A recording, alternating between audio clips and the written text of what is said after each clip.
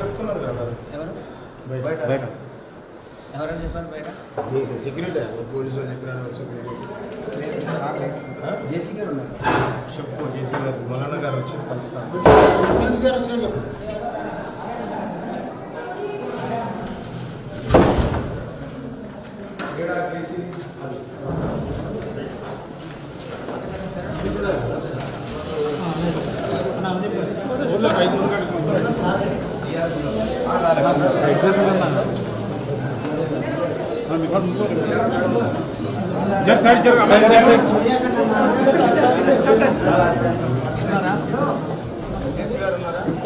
Side side జేసీ గారు లేరా sick చేద్దాం సార్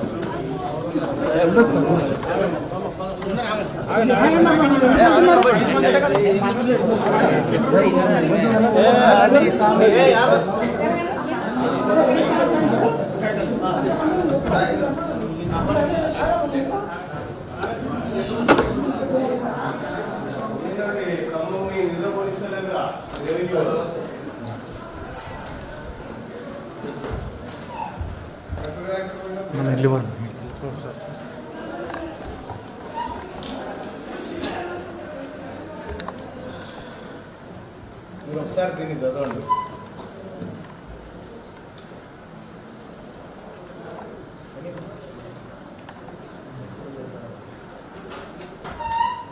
నేను మళ్ళీ అడుగుతా మీరు ఏం చదివారు, మళ్ళీ అడుగుతా నేను మీరు ఏం చదివారు చదివారుగా.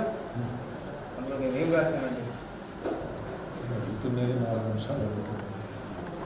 పునరావాసము అడుగుల గుర్తింపు ఎవరైతే వాళ్ళపైన ఎవరైతే చేసిన చర్యలు తీసుకుంటారు అడుగుతున్నారు.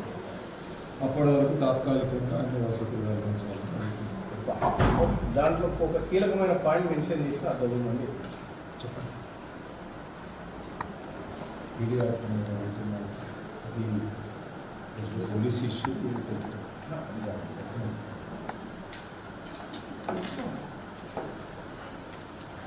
ఇక్కడ భూధాన్ భూములను ఆక్రమణ నుండి రక్షించాలనే ప్రభుత్వ ఉద్దేశం. ఈ పాయింట్ అయితే బాగుంటుంది. అయితే ఎటువంటి ముందస్తు ప్రణాళిక లేకుండా చేపట్టిన ఈ చర్యల వల్ల దాదాపు 600 పైగా నిరుపేద కుటుంబాలు అందులోనూ రెక్కార్డ్ తెగని రెక్కార్డు పోయి మందుకోడు మీద పడ్డారని చెప్తారు. ఈ నేపథ్యంలో భారత తరఫున ఈ డిమాండ్ ముందు పెట్టారు. So we are not opposing high court, but there is a chance to regularize that particular lands.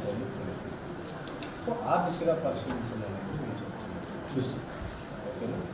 మీరు కలెక్టర్ గారికి చెప్పండి.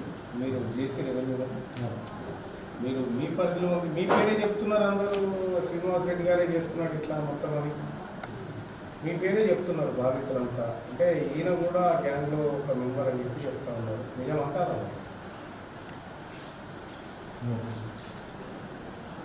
No comment.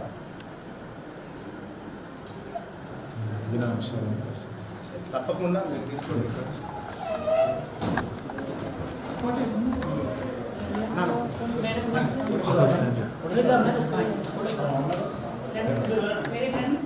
వీరనారాయణ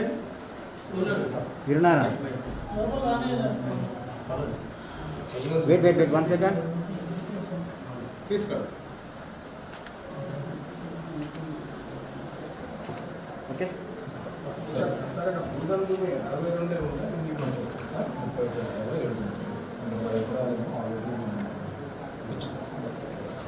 10 ఎకరాలు మోడల్ స్కూల్ అయితే కేజీ ఇచ్చినారు. 21.8 ఆల్రెడీ కన్స్ట్రక్ట్ అయిన ఏరియా ఇచ్చినారా? 60 సార్ 60 అలా గెలవంటే కూడా మీకు ఏం జరుగుతుంది చూద్దాం.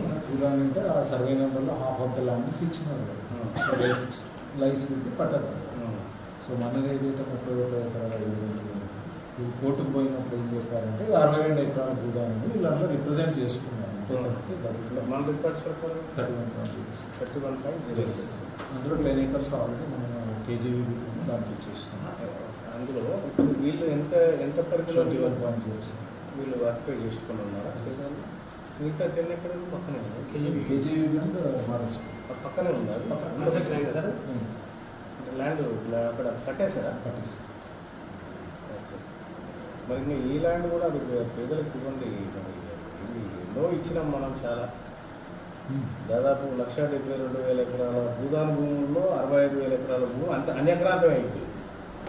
దాన్ని ఎవరైనా కాదనట్లేదు. ఇది ఇట్లా అని కూడా కాదు. ఒక ఆర్గనైజ్డ్ పద్ధతిలో ఆక్రమించడం అనేది ఇబ్బందికరంగా ఆర్గనైజ్డ్ పద్ధతిగా కోర్టు మొన్న 17th జనవరి రోజు ఇచ్చినటువంటి ఆర్డర్లు ఇవన్నీ డిమాలిష్ చేయమని చెప్పింది. Take it out, take the position. ఇప్పుడు ఏ బ్రిడ్ పిటిషన్ మీద పోయినారు? ఇప్పుడు ఏ 2023లో దాన్ని 2019లో కూడా ఎవరు వేసింది అది? మన ఇందులో ఉన్న వాళ్ళు వేసారు. వాళ్ళ పొజిషన్ మీరు తీసుకోవాల్సింది. వాళ్ళ పొజిషన్కే అక్కడ స్టే అది స్టే వికెట్ అవ్వాలి. అది నెక్స్ట్ మంత్ ఏది ఇప్పుడు ఒక 10 మెంబర్స్ ఉంది. అది 5-3 రోజు దానికి కూడా వికెట్ స్టే పిటిషన్ వేసినాం. ఇప్పుడు స్టేటస్ కో ఉన్నది వికెట్ చేసిందా కోర్టు? ఏదైతే status quo them not to alter the physical question అని చెప్పి వాళ్ళకి ఇచ్చారు. దాన్ని డిస్టర్బ్ చేసినారా? అప్పుడు యాక్చువల్గా అప్పుడు 10 మెంబర్స్ దాని తర్వాత చాలామంది వచ్చినారు. అది కనిపిస్తుంది అక్కడ. కానీ ఇప్పుడు 2023లో కోర్టు ఒక ఆర్డర్ ఇచ్చింది. సో వాళ్ళకి ఏమైనా మౌలిక వసతులు ఉంటే కల్పించండి అనేటువంటి మాటలు 2023లో నాట్ టు ఆల్టర్ అని ఇచ్చారు. వాళ్ళకి ఇచ్చారు status status status quo status quo in the sense ఇప్పటికీ ఆ స్టేటస్ కో మాకు కూడా ఉన్నట్టు. మేము కూడా దాన్ని should not utilise for any other purposes unless until that status quo is vacated. Status quo అంటే నిర్మాణాలను కూల్చడము అందులో భాగం కాదని 10 అందులో 10కి స్టేటస్ కో ఇచ్చింది. ఆ 10 మెంబర్స్కి not to alter the physical question of land, nature of the land, మొత్తం land not to alter the nature of the land అని చెప్పి ఇచ్చారు. వాళ్ళకి ఇచ్చారు, మాకు కూడా ఇచ్చారు. Nature of the land disturb చేసినాం కదా. Nature of the land including construction. ఆ 10 మెంబర్స్ను మేము డిస్టర్బ్ చేయలేదు. అక్కడ ఉన్నదే పోయింది 10. మరి మిగతా ఉండదు. మరి అది వాళ్ళు చేసినట్టు అది నేచర్ ఆఫ్ ద ల్యాండ్ అంటే పక్కా ఇల్లు కట్టుకొని ఉన్నారు కదా చాలా మంది, స్లాబ్స్ పోసుకున్నారు. అది అవన్నీ చెక్ చేసుకొని ఏదో అర్హత ప్రకారం మళ్ళీ వాళ్ళకి ఏమైనా ఇచ్చే ఉద్దేశం సేమ్ అక్కడ ఏర్పాటు చేసుకుని ఇప్పుడు ఏదో ఒక లిస్ట్ రాసుకుంటారు రెవెన్యూ డిపార్ట్మెంట్లో. ఎప్పుడైతే డిస్మాంటల్ చేసినామో దానికి ఆల్రెడీ వీడియోగ్రఫీ చేసి ఒక టీం వేసి ఆ టీంలో ఎవరు పర్వాలో వాళ్ళ పేరు రాసుకొని వచ్చినారు, పంచనామా వేసుకొని సామాన్ ఏం తీసినారు ఏం తీసినారు అని ఉంది. అదే పేరు అక్కడ ఉన్నటువంటి వాళ్ళు కొంతమంది నా దృష్టికి తీసుకొచ్చింది ఏంటంటే నేను అక్కడ పోయిన సందర్భంలో సార్ మేము బయట ఉన్నాము, కొంతమంది మా ఇల్లు ముందు నిలబడి మాది అని చెప్పి క్లెయిమ్ చేసుకుంటా ఉన్నారు సార్ చాలా మంది. మీ దగ్గర అయితే అంటే అదే దాన్ని బట్టి మీరే అర్థం చేసుకోండి. అది ఎవరిది అనేది ఎవరికీ తెలియదు. దాని మీద 3-4 క్లెయిమ్స్ కూడా చేస్తున్నారు. నేనేమంటున్నానంటే మీరు పర్టికులర్గా అది మీరు స్వాధీనం చేసుకునే టైంకి మీ దగ్గర వీడియోగ్రఫీ దాని ప్రకారం చేస్తాను. చేసి ఆబ్జెక్షన్ లిస్ట్ మొత్తం రెడీ చేసి ఆబ్జెక్షన్స్ కూడా కాన్ఫర్ చేస్తాను. మరి వీళ్ళందరికీ చూడాలి. రోడ్డు మీద ఉన్నారు కదా, అదే వాళ్ళకి 2-3 డేస్ పడుతుంది. ఎందుకంటే మొత్తం డాటా చేసినాం, ఆధార్ కార్డ్స్, రేషన్ కార్డ్స్ అవన్నీ వేసి ఏ మండలం ఏమి అనేది కూడా డాటా వచ్చింది. అంటే వాళ్ళ మండలాలకు పంపిస్తారా? అంటే వాళ్ళ మండలాలలో ఉన్న నామ్స్ ప్రకారం అయితే ఇందిరానగర్లో ఏ మండలంలో ఆ మండలంలో ఒకవేళ గవర్నమెంట్ ఏమైనా ఎక్సెప్షనల్ కేసెస్ కింద తీసుకుంటే అది డిఫరెంట్. ప్లస్ అక్కడ వాళ్ళ సోషియో ఎకనామిక్ సర్వే స్టేటస్ కూడా తీసుకోవాల్సి వస్తుంది. వాళ్ళు నిజంగానే అక్కడ వాళ్ళ సోషియో ఎకనామిక్ సర్వే ఎంత అద్భుతం తెలుసు కదా. పర్ క్యాపిటల్ ఇన్కమ్ 3,87,000 ఉంటుంది. Per capital income equal to GSDP is equals to population ఎక్కడ ఉంటుంది. కాబట్టి నేను ఏమంటున్నాను సార్, వీళ్ళకు ఇక్కడే ఖమ్మం శివార్లలో ఎక్కడైనా మెరుగైన స్థలంలో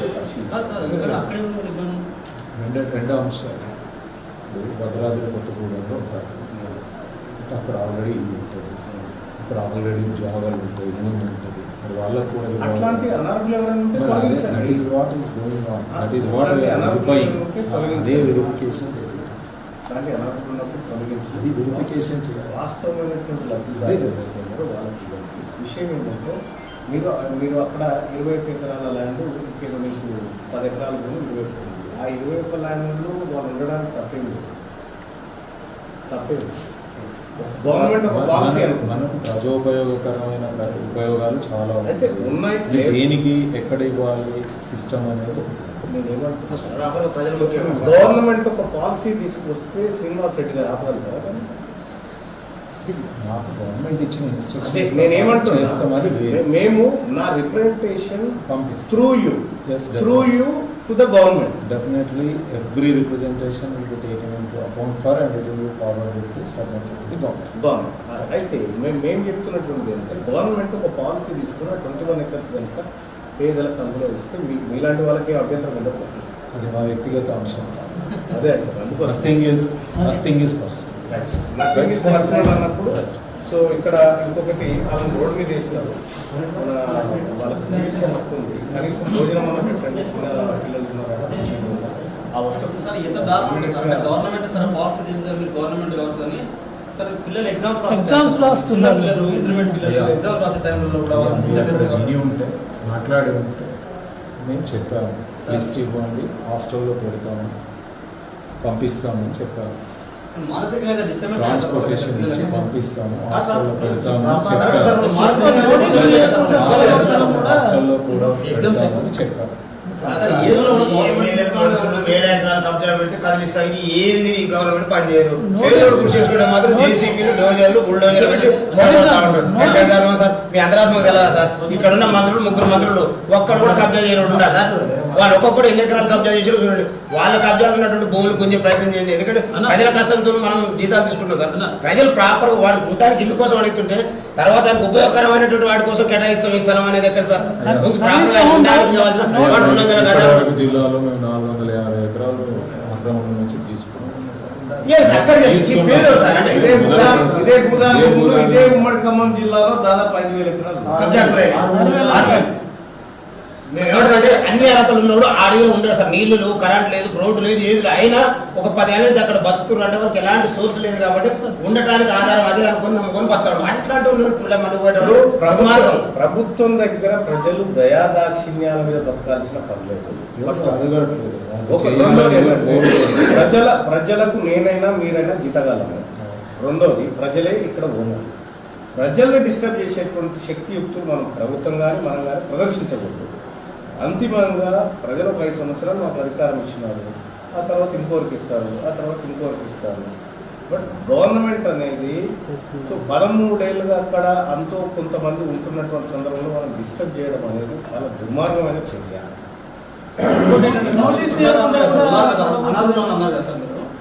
అనారోగ్యంలో ఉండడానికి అవకాశం లేదు సార్. మీరు అడవిలో ఉన్నట్టున్నారు సార్. మినిమం ఒక విషయం ఏంటంటే కలెక్టరేట్ ఉంది కదా, కలెక్టరేట్ 17 ఎకరాలు కేటాయించింది. 17 ఎకరాలు కొన్నారు. ఒక్కొక్క ఎకరాకి ₹1,00,00,000, 17 కోట్లు పెట్టి కలెక్టరేట్ కొన్నారు కదా. మరి ఇదే కలెక్టరేట్ అక్కడే కట్టేసి 17 కోట్లు వచ్చేస్తే అయిపోతున్నాయి కదా భూములు. సార్ టీటీడీకి 20 ఎకరాలు కేటాయించారు. ఇది పేదవాళ్ళకి అంటే అసైన్ ల్యాండ్స్ ఇచ్చినారు ఇక్కడే. ఇది ఖమ్మం కార్పొరేషన్ డివిజన్ 15 విలీన గ్రామం అల్లిపురంలో ఇక్కడ పేదవాళ్ళకి అసైన్ ల్యాండ్స్ ఇచ్చినారు ఎస్సీలకి. ఇప్పుడు ఈ ల్యాండ్ కొంచెం అక్కడ శ్రీ వెంకటేశ్వర ఆలయం కట్టాలని ప్రయత్నం చేస్తున్నారు. దయచేసి విరమించుకొని వాళ్ళ ఉపాధిని దెబ్బతీయకండి, దాన్ని పరిశీలించండి, వాళ్ళకు కూడా న్యాయం చేయండి. అసలు మేము ప్రభుత్వంలో రాగానే మళ్ళీ రెగ్యులర్ చేస్తామని చెప్పిన ఈ గవర్నమెంట్ వచ్చిన కానీ గురువు పని ఉంది. వాళ్ళే నేనే చెప్పినా జేసీ గారు కొద్దిగా సీరియస్ గా యాక్షన్ తీసుకోండి, ఇబ్బంది పడకుండా చూడండి.